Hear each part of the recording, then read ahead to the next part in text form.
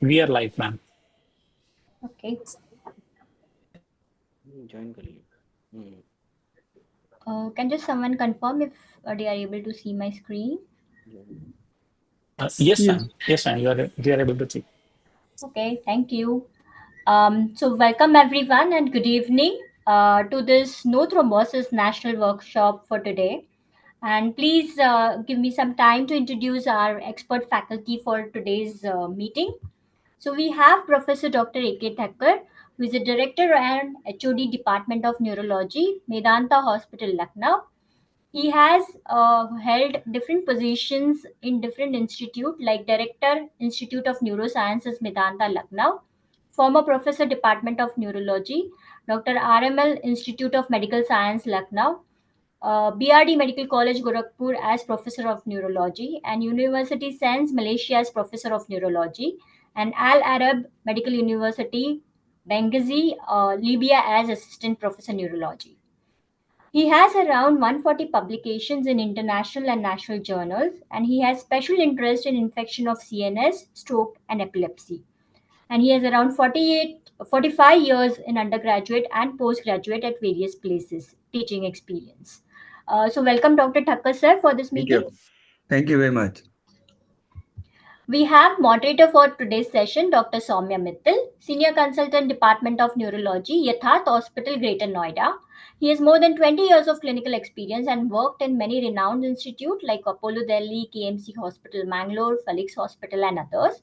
He has more than 40 publications in national and international journals, and many articles are published online. And he has also worked on public awareness for neurological disorder through news interview. He has been reviewer and editor of journals like International Journal of Neurosciences, International Journal of Neurosciences and Brain and Nervous System, Current Research, Journal of Infectious Disease and Travel Medicine, VML Open, and many others. He has been member of societies and associations like API, ISA, IAN, WSO, and others. Welcome, Dr. Mittal, sir. We have speaker for today's session who is going to present our case study, Dr. Upadhyay, Senior Consultant, Department of Neurology, Medanta Hospital, Lucknow. He has been member of many academic and society like IAN, MDSI, International Parkinson's Movement Disorder, and IES.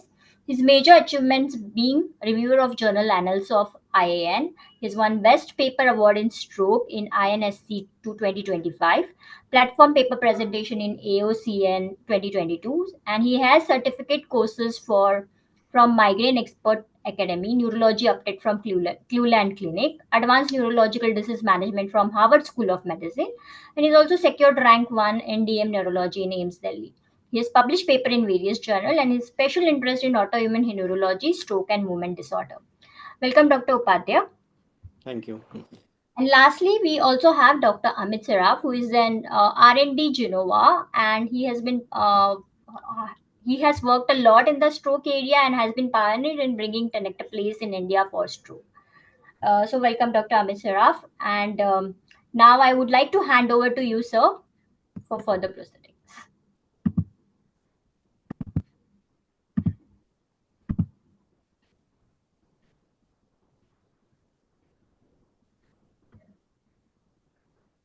Okay.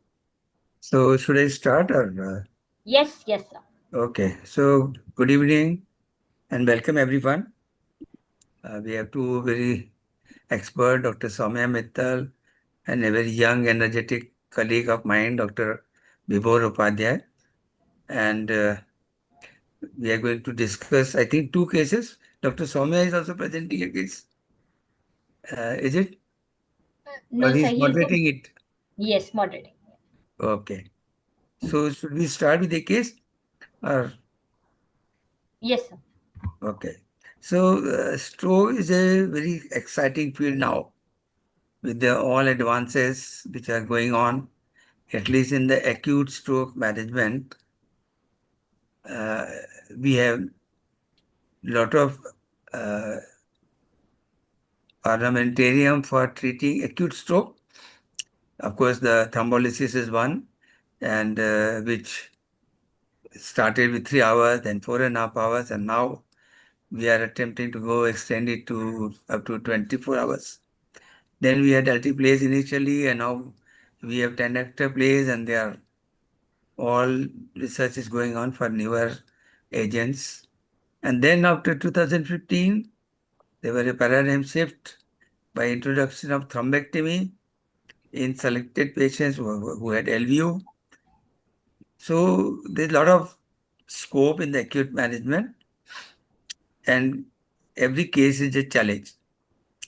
So I think I will hand over to Dr. Soumya to start moderating, and then Dr. Vibhor to present the case, and then we will discuss at the end. Dr. Soumya, please. I think we'll start with the case first and then come out. Okay, thank you.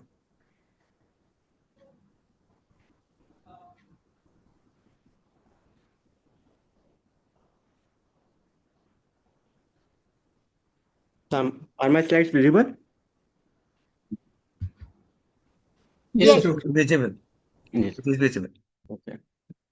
Thank you, Dr. Sir. Thank you, Mittal sir, for giving me the opportunity to present a interesting stroke case. As stroke means you should be on foot whenever a patient comes in ED. So this is a similar kind of case. So let's directly discuss the case. So she is a Mrs. BD. She is a 79-year-old female. She was a known diabetic, hypertensive, coronary artery disease patient post CABG in 2015. She presented to us with chief complaint of she went to sleep all right at 11 p.m. around, and in the morning after waking up, having slurred speech with imbalance in walking at 6 a.m. There was no history of LOC, seizure, headache, dysphagia, double vision, facial numbness, or incontinence associated with this episode on waking up. And as such, there was also no history of trauma, fall, head injury, or fever preceding to this incident. So when she arrived in the ED, we did a quick examination, and it was suspected to be a stroke, and a NIHS was done, which was around 5 out of 42. Her pulse was 134 per minute, and it was irregular. Her BP was 160 by 86 mm of Hg. She was afebrile. RBS done at the time of in the ED was 154 milligram per deciliter, and saturation and other vital parameters were normal. She was conscious, and her last known well time was 11 p.m. when she went to sleep and came to ER at 7 a.m., which was 8 hours around from the known well time. So clearly it was a case of wake up stroke. So on clinical examination, she was having dysarthria. People were bilaterally reactive to Nystagmus, horizontal nystagmus was present, and there was left UM and facial palsy. And there was left hemiparesis. Power was around 4 plus by 5, and she was having imbalance in walking. The gait was ataxic, and left plantar was extensor. So urgently, a stroke code is announced in the emergency, and patient was directly shifted to NCCT head for the NCCT head in the CT console room. And when we did the CT, this was our CT scan.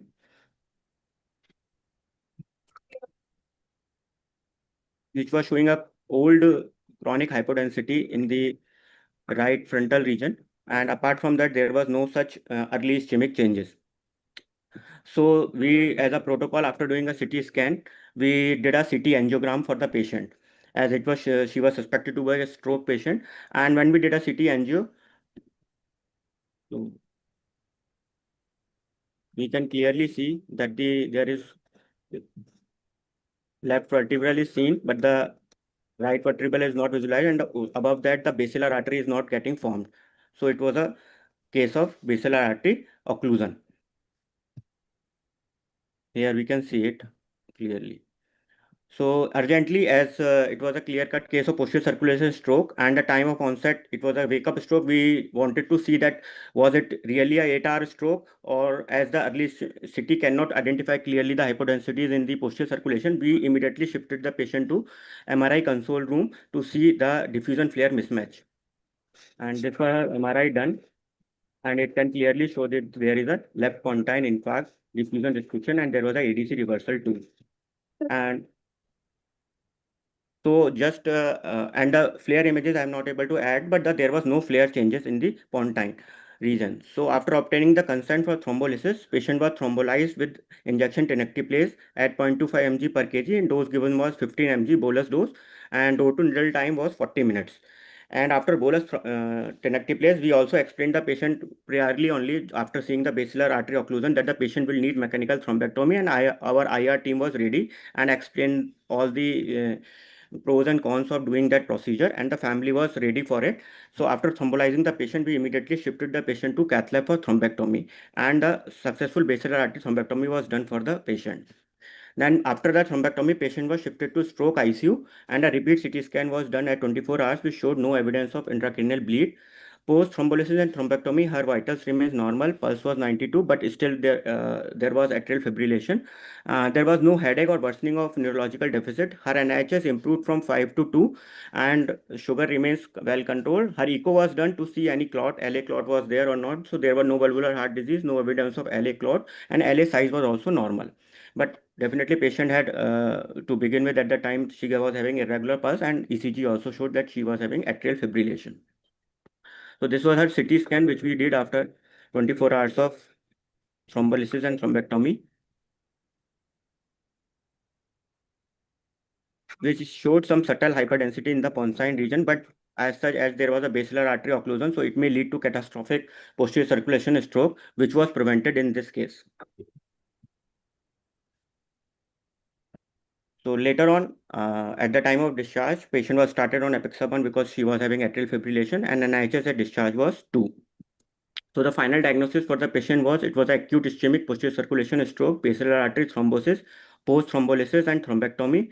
TOAST, according to TOAST classification, it was a cardioembolic stroke, non-valvular AF. NIHS at admission was 5, and at discharge it was 2. So the salient points I want to discuss in this case, that all wake-up stroke to be considered for intervention, and time of onset can be within window period even it is a wake-up stroke, because we never know when did the stroke happen. And like in this case, there was a diffusion flare mismatch clearly, and it was a large artery occlusion in posterior circulation, which also helped in doing thrombectomy. And one more thing I want to point out in this case, that NIHS in posterior circulation stroke may be falsely low because it predominantly counts for the anterior circulation stroke, and the points which are there in posterior circulation stroke are falsely not counted in the NIHS, which may lead to falsely low NIHS scoring. And posterior circulation stroke, especially in basilar artery thrombosis, nowadays, now recent studies have come up in last 1 to 2 years, are showing promising research for thrombectomy up to 24 hours of onset of stroke. So this is one article which shows the pitfall of NIHS, where time we need to think of new clinical entity for especially the scoring system for NIHS in acute stroke for the especially the posterior circulation, where they have clearly pointed out in this article that it is disproportionately biased towards deficit caused by lesion in the anterior circulation, such as motor function and cortical sign. In contrast, the posterior circulation deficits like cranial nerve abnormalities, ataxia receive fewer points or may even be excluded from the scoring. So they have done the comparison study and also found that NIHS for anterior circulation was higher as compared to the posterior circulation. And some of after knowing this, some of have also made some known as post NIHS scoring, but still it's not widely used, and we are using the this normal NIHS scoring. So this needs to be considered in future research, that we need some modification in the NIHS score. And these are trials which have recent come up for endoscopic treatment of acute basilar artery occlusion, like this one last year done in the Chinese population, where they divided the acute basilar artery obstruction cases in two arms, where thrombectomy was done, and another group, the best medical treatment was given. And we can clearly see that a MRS score of 0 to 2 at 90 days was achieved much more in the thrombectomy group, 33 at percent, as compared to the control group. And the overall mortality at 90 days was much less in the thrombectomy group as compared to the control group, where they received the best medical management. So to conclude, that even till 12 hours, this study has clearly shown that moderate to severe ischemic stroke caused by basilar artery occlusion till 12 hours had which have gone endovascular thrombectomy as compared to best medical management has shown the good functional outcome with little more risk of hemorrhagic conversion. But definitely the MRS score and the mortality at 90 doses is much better as we compare it to the symptomatic ICH. Similarly, this recent published study where they have done up to 24 hours has also shown that going up to 24 hours with the intervention of thrombectomy in basilar artery occlusion, the thrombectomy group has shown a good functional outcome at 90 days as compared to the best medical management. And though the symptomatic ICH will remain higher because as the time progresses, the intervention definitely increases the chance of symptomatic ICH, and the mortality at 90 days is also less in the group of thrombectomy patients as compared to the best medical management. So with this, I end this case. Thank you, everyone. And we should remember that time is brain and always be on toes whenever a stroke patient comes. Okay, thank you. Thank you, Dr. Gur. Dr. Soumya, please make a comment. I think that was a very crisp presentation, no doubt about that. And the points that you have raised are very nicely put. That first, the PCA territory, thrombolysis and thrombectomy, which were not really suggested previously, they are coming in. Yes, sir. To give us benefit. So that is a very nice thing. And the NHS is biased towards the ACA territory. That's always a known fact. So that is always an issue that should have come up. And how frequently would you prefer to do a MRI over a CT scan? Sir, only in cases of wake-up stroke or the last known well time is unknown and proper history is not available for the onset of the stroke. In those cases, or otherwise, if CT is showing the signs of aspect score is good, somewhat we can correlate that it is 100% stroke and aspect score is coming more than 7, then we don't tend to do MRI. We do CT perfusion although in those cases where we need to take the decision. In this case, why was CT perfusion not preferred? Sir, due to the time constraint, we immediately shifted the patient for MRI to save the time for thrombolysis. Otherwise, we are going to take up this case directly for thrombectomy. So just we, with the hope of that we can thrombolyze the patient, we thought of getting MRI first time. The diffusion flare mismatch that has really helped to extend the time window. Yes, sir. Thrombolysis as well as thrombectomy, no doubt. Sir, can I ask one question? So I was just curious, from the time of thrombolysis till the start, so how much time did you take from the thrombolysis to the initiation of EVT? So just outside the MRI room, we gave the bolus dose of tenectase, and after that we shifted the patient. So it took around 20 to 30 minutes to prepare the cath lab and arrange everything ready for the patient. Because some of the studies have shown if there is, I wouldn't say delay, but if there is some time in between the thrombolysis and EVT, some of the clinicians have told me, they have seen in their own anecdotal experience and data also shows that clot seems to lyse better in the tenecteplase group, and some patients didn't require EVT. So in your experience, have you experienced, essentially bridging, but where the patient did not require EVT? Not per se, but in one patient, I remember that it was an anterior circulation stroke. And after we did IVT and patient was shifted to EVT, so the clot do got smaller, but it went distally more. Okay. It become from LV, it become a MIGO. We had a case who came with an MC infarct and there was a clot in M1. So at that point of time, we had thrombolysis and then we shifted the patient for a thrombectomy. And in the check DSA, when we did the DSA, there was no clot. It had already opened up. So it had completed, but the patient was just returned from the lab. So IVT worked perfectly.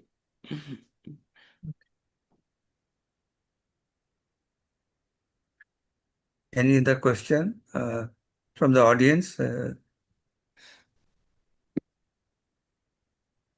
think it was a very crisp presentation. So far.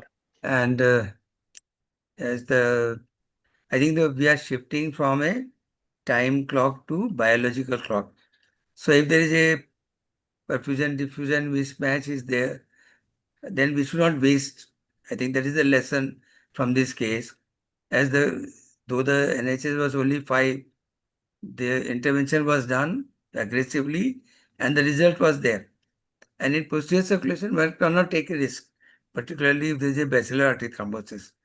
So I think this was a very right decision, and the case should be dealt in the same way. And since the patient had atrial fibrillation, there was always a chance that patient may through another embolism. So the intervention was very much justified. And that's the result is showing. Have you done any follow-up of this patient? Has she come to you again after that, Dr. Yeah, Vibhu? yeah. So she is being followed up in the OPD. Yeah. So 2-3 months back she came. She's on Apixaban and she is doing fine. Now Okay. her MRS is almost 0 to 1. Like, Mm. it is a little imbalance in walking. Rest she has recovered. I think all posterior circulation we do. What is your because posterior circulation cases are slightly different from the anterior circulation. So what the protocol? You have a different protocol for them, or because in this case, if you see clinically, you can't make out it's a posterior circulation program. Yes, It's a sir. left-sided Hmm. hemiparesis. Yes, So sir. only you are lucky that you got an infarct and MRI. So But suppose if MRI is not available in hmm. such cases, what will be your line of treatment? Then, so sir, definitely we have, if perfusion study is available, we can try, but perfusion studies, though also is not very much give conclusive results for posterior circulation. For Yes. anterior circulation, they do help, but for posterior, again, perfusion has little restrictions. So in that case, I would have just directly shifted the patient for thrombectomy only. IVT would be a little riskier. So, no, I think that I mean, we have to follow the same protocol. We do CT and CT angio together. Yes, sir. And if there is any evidence of LVU, we should proceed. Yes, Isn't sir. it? We should not wait Hmm. for the MRI confirmation or anything. Hmm. I think that's Dr. Abhijit's question was in this way only. Hmm. So he wanted to know whether was a really MRI justified or no. We had a satisfaction, yes, we have proven that there is an infarct. But if there is an angio is showing basilar artery occlusion, Hmm. then we can straight away go ahead with intervention. But Dr. Soumya, what is your say on this point? Sir, definitely. I mean, if we have a basal artery occlusion, we should take care of it. But then, in this case, being a wake-up stroke, we needed to know whether it was really whether we had to. Yes, sir. No, no, Exactly. no, but already we know that there is an occlusion at basilar artery, no?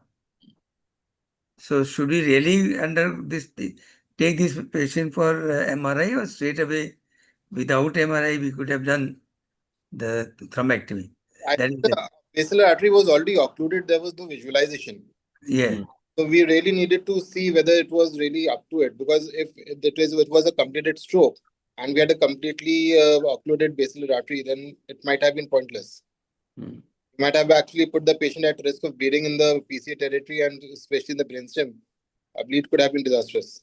No, but given the background of atrial fibrillation, the chances of embolism is very high. They are higher. So in that case, I personally feel we should have gone straight away for thrombectomy, even if MRI could not have been done. It has been done, it's good. But then that time, 20 minutes could have been saved. But luckily, the patient's NHS was low. So I think that adds to this, whether we confirm it or not. So any other question or comment?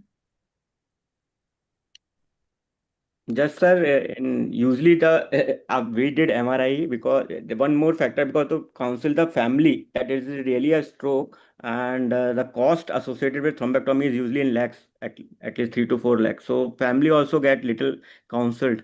Yes, I think that's a very valid point. That one Yes, thing is little helpful in convincing the family for it. yes. So if everyone agrees, then we can wrap up this discussion today. Dr. Soumya? Yes, sir, absolutely. Okay, thank you. Thank you, Dr. Vibhu. Thank you, Dr. Soumya. It was nice. The case was very nice. The result was nice. The follow-up is nice.